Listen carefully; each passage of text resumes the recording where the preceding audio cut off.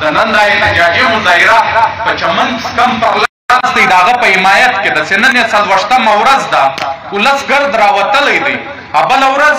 د کاروبار له بندشه څخه یو ځوان خودکشي وکړه چې په کور کې مې ماشومان وږي او تږي راته پراته دي، د روزګار بله یوه ذریعه نشته. نو هغه ذریعه چې پر ودرېده هغه ځوان خودکشي وکړه او دا سلسله تر دې ځایه پورې نه تم کېږي. د چمن پر مکمله خلک او له هغه سره شاوخوا آباد پر دې ګردو خلکو باندې کاروبار درېدلی دی. د ډیورنډ کرښه یې بنده کړې ده. نو دا نمونه یو وطن ګرد له بېروزګارۍ سره مخامخ کوي. نو دا چې په مستقبل کې ځي له هغو سره به دوې لارې پاتېږي، یا خو د هغه ځوان لاره چې هغه د به ماشومان وږي او تږي پراته وي دوی به خودکشان ته ځي، او یا که په هغه باندې نه نو دوی به لازمي یا وغرو ته خیږي یا به قتل و غارت شروع کوي یا بغلاوي شروع کوي. نو دا په دوی لاس دا ریاست دا پښتانه په دې فساد باندې اخته کوي. نو نن دا احتجاجي مظاهره د ملتپالو ګوندو په جنوبي پښتونخوا کې د چمن کم پرلت ناست دی د هغه په حمایت کې راوتلې ده. او دا داسې نه ده، دلته زموږ ډېر قتل عام وسوی، دلته یې موږ په جیلونو نه ایستو. د خدایي خدمتګار له وخته څخه یې راواخې، د غازي امان الله خان له وخته څخه یې راواخې، له زندانو سره یې مخامخ کو، یو وړو ټارچر یې کو، هر هغه اثرات هر هغه ظلم یې پر موږ وکړي، په بمانو باندې شهیدان کو، په ګوله یې وویستو، ټارګېټ کلینګ یې د سر د سړي پکې راوکړي. لا پراغلي ستړي سوي نه دي، نن معاشي تور تاوي، نن ستا معیشت در تباه کوي. هغه په دې طریقه باندې هلته د چمن پر د ډیورنډ کرښه بنده کا چې هغه ولس در په دره سي، بیا یې راواخه په دې بوري کې چې ذمهدار خلک دي پر دې باندې بجلي بنده کا چې ذمهداري یې تباه سي. که یو چا به یو ډیزل یو پټرول که بلوڅو پښتنو کول دغه سلسلې پر بندې کا.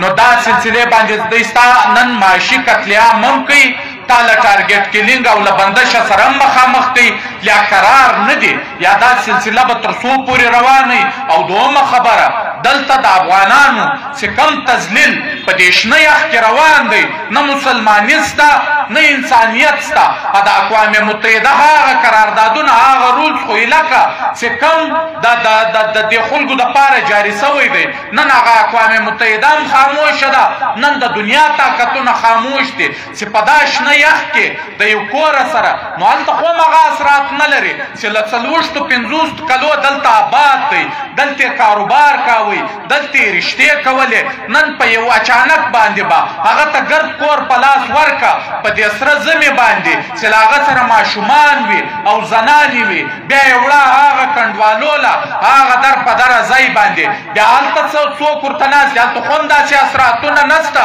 چې دوی ته به کورونه تیارې محلونه به تیارې چې دوی به لاړ شي. نو دا ظلم نه دی؟ لږ خو د موسم خیال یې ساتلی وای، لږ خو د هغو د کاروبار خیال ساتلی وای چې دلته دا خلکو په 40 کاله ژوند کړی دی، د یو چا به پر دوی حساب وي، د دوی به پر یو چا حساب وي. دلته یې کاروبارونه دي چې کاروبارو ته یو ښه انجام ورکړي چې خلک یې لاړ شي په افغانستان کې خپل د یو کور بندوبست وکړي، خپل د سر د سایې بندوبست وکړي. بس هېڅ نشته، زورور دلته راغلي دي، ډنډه یې راخیستې ده، نه انسانیت شته نه مسلماني شته، بس زور پر پښتنو باندې ګوري. دلته خو کشمیره یم ماجر پروت دی، د هغه دپاره سره د ګزو پیمانه نشته. دلته پنجابی له انډیا څخه راځي پر کرتارپور او پر واګا باډر باندې هغه ته لوکل هم جوړ وي، هغه ته شناخت کارډ هم جوړ وي، د هغه دپاره سره د ګزو پیمانه نشته.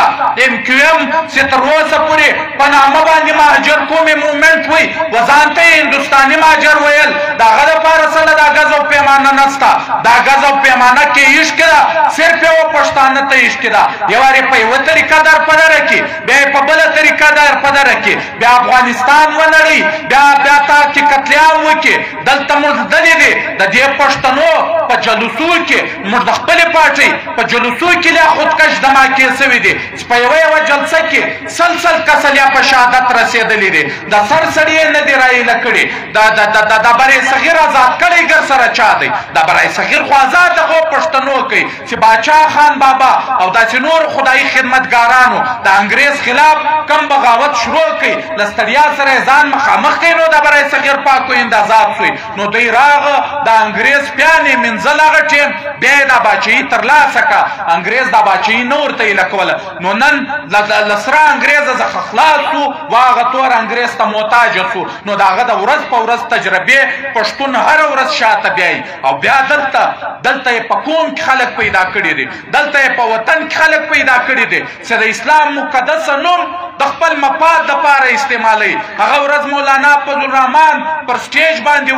ودرېدی چې لر او بر در په در بلکل در په دره دي که په لر کې دی هغه پښتون هم در په دره دی او که په بر کې دی هم هغه پښتون در په دره دی خو دې ته هم سوچ کول پکار دی چې دغه در په درۍ په وجه یو خو هغه ښکاره دښمن دی چې زموږ مخامخ دی که انګریز وي که پنجابی استعمار دی او دلته چې په قوم کې پیدا کړي دي هغه په زیان دل پکار دی په هغو کې تر ټولو لوی الزام او تر ټولو لوی کردار د دې لر او بر په درپدري کې د دغه مولانا فضلالرحمن باندې دی هغه الزام او هغه پکې ملوثه دی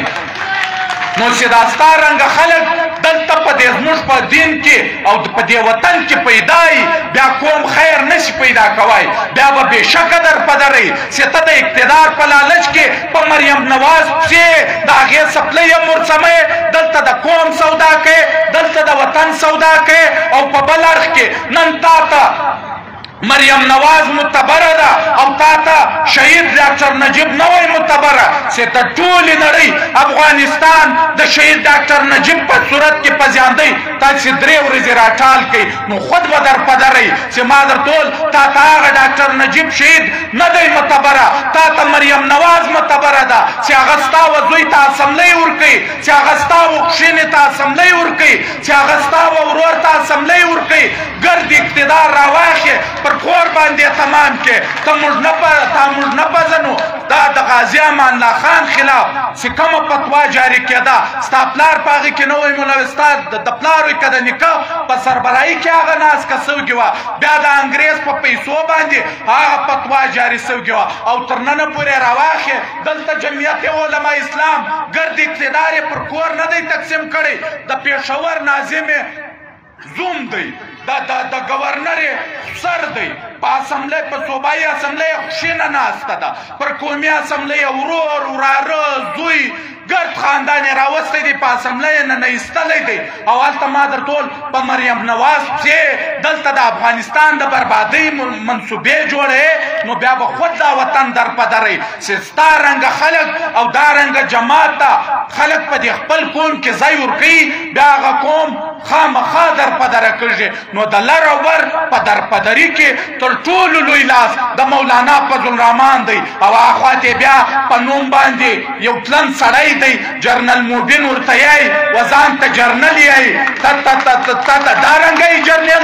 جرنیلان پر وطن باندې سر ورکوي ته خپل وطن بربادوې ته خو د یو چا په کرایه باندې راغلی موږ یاد دي چې جرنل فیض حمید تا ته ناست وی ستا کابینه یې در جوړوله نو لازمي خبره ده جرنل موبینه تا به د هغه ګوټونه مور پالش کړي تا به د هغه کپړې مور استري کولې چې هغه ستا میلمه وي ستا کابینه یې در جوړوله نو د قوم او د وطن جرنیلان دا نم نه د قوم او د وطن جرنیلان د شهید ډاکټر نجیب په شکل کې چې د وطن په خاطر 3 ورځې په دار راځړېږي خو وطن مو چاته ایله کوي نه دا خوځې نسماران دي دا د پنجاب په سازش باندې راغلي دي د دې مقصد دپاره ناست دي چې لرم په درپدره که او برم په درپدره که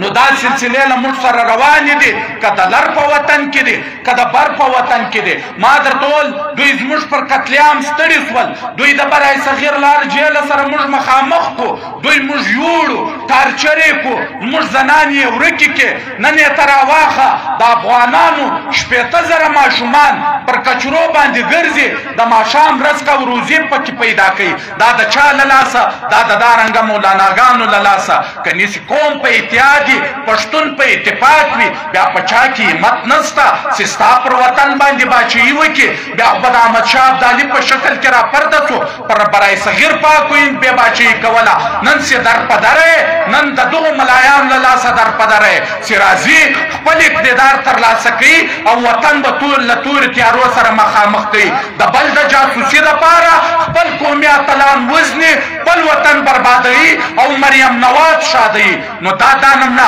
نن یې له درې رنګه بیرغه سره رااخیستې ده د هغه مخالفت کوي د نون بیرغ یې دغه مولانا په سټه کې لګولی دی و نواز شریف ته پروت یې و مریم نواز ته پروت یې زوی ته یو ښه وزارت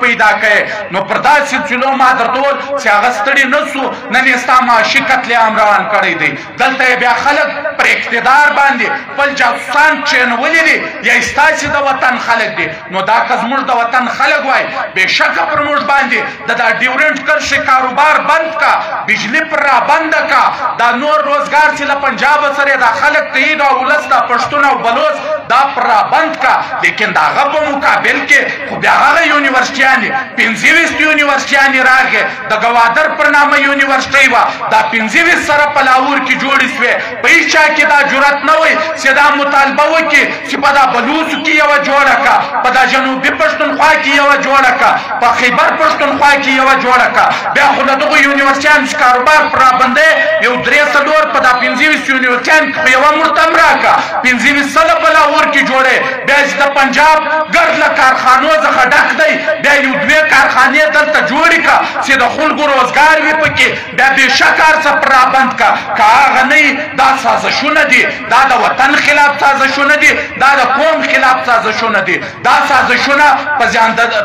په زیاندل پکار دي او د هغه خلاف یو مضبوط جدوجہد په اتحاد او اتفاق کول پکار دي او اتحاد او اتفاق دې ته نه وایي چې نن په دې بوري کې ته راواخه که د اسلام په نامه دي که د پیپلز په نامه دي که په هر نامه دي ښکاره یې زه یو خیلۍ رااخیستې ده دې ته پکار دی ګر سره د پاچانو رنګ نه ورکړي د یو قومي اتحاد رنګ ورکړي زه یو خیلۍ په مخه رااخیستې ده بس خلک ورسره لګیا دي بیا دې ته زه حیران یم چې دا د نورو قومو خلک څنګه په بله زه یو خیلۍ کې شمولیت کوي دا بوري کې خو د دنیا د پښتانار قوم آباد دی دلته خو له موږ سره هندو عیسایي هزاره دا ګرد آباد دی بیا هم په دې کې خلک د ځایي او خیلۍ پر نامه باندې نفرت سره خوري بیا یې هم خلک ملګرتیا کوي چې څوک په موږ کې د ځایي او خیلۍ تقسیم پیدا کوي نفرت جوړي که د ملا په شکل کې جوړي که په هر شکل کې جوړي د هغه مخنیوی به نیسو له هغه به بایکاټ کوو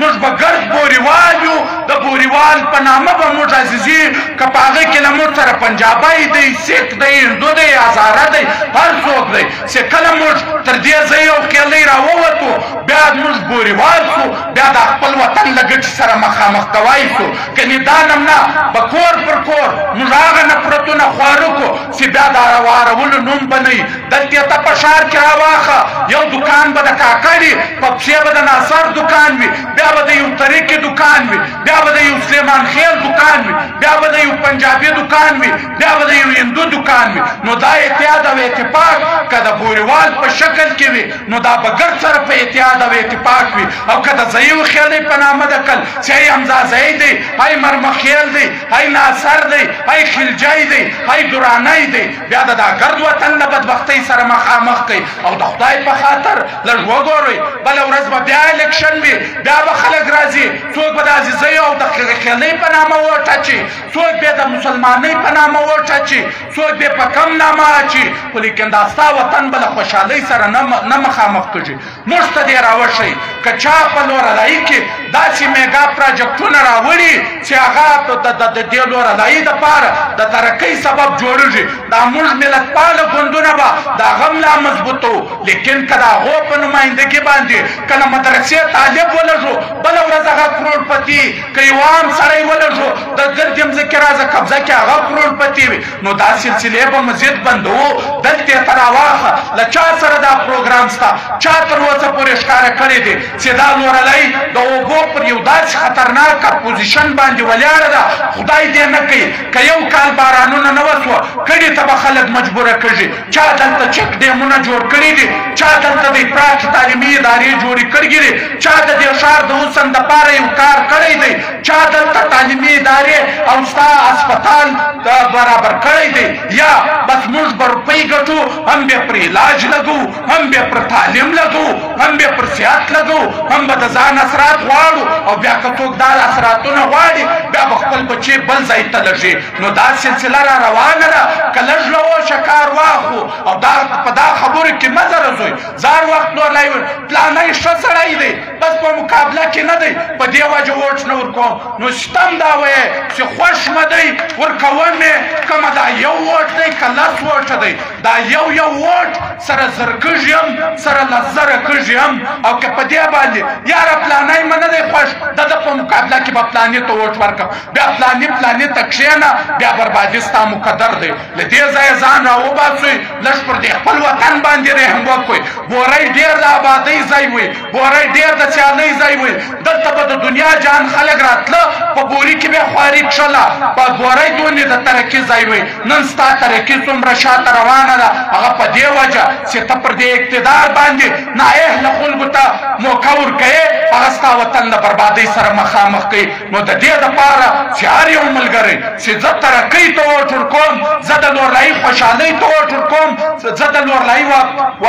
ترقي ته ووټ ورکوم، و هغه خلکو ته ووټ نه ورکوم څوک چې په یونیورسټۍ کې زموږ د زنانو پر تعلیم باندې پابندي لګوي. و هغه سړي ته ووټ نه ورکوم، خدای دې دی کې 10 کروړه ووټ یم زه بیا نه ورکوم چې هغه په ځایي او خیلۍ کې دا لورلایي سره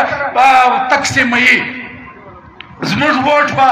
د ترقۍ او د خوشحالۍ وي. نو چې دا نمونه همت سره وکړو، انشاءالله بیا پر وطن باندې رونه ورځ راځي، لیکن په دا طریقه باندې نه راځي. نو له دې څو خبرو سره یو وار بیا د چمن چې کم پرلت ناست دی، دا زموږ پرلت دی، د هغه په حمایت کې نن هم راوتلي یو، بیا راوځو چې هر وخت زموږ صوبایي قایدینو اعلان وکړي، که د شټر ډاون وي، که د پایجام وي، که درنه په راکښېنوله، که مظاهره په راکوله، له خپله ولسه سره به ولاړ یو. او دلته چې د لورلایي پر هره مسله باندې راوتلي یو، که دلته په اسپتال کې مسله یي دغه ملتپاله ګوندونه راځي، که په وابدا کې مسله یي دغه ملتپاله ګوندونه راځي، که پوځ ستا ښار قبضه کوي دغه ملتپاله ګوندونه ورسره یي، او که دلته هره ټکه سمجي دغه ملتپاله ګوندونه ورسره یي. نو بیا به سبا د دا ولس بیا کم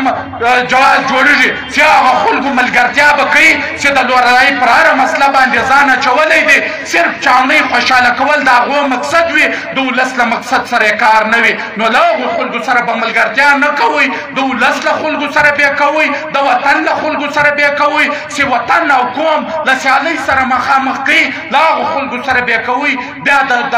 د روڼ مستقبل ما بیا موږ ذمهوار یو. نو له دې څو خبرو سره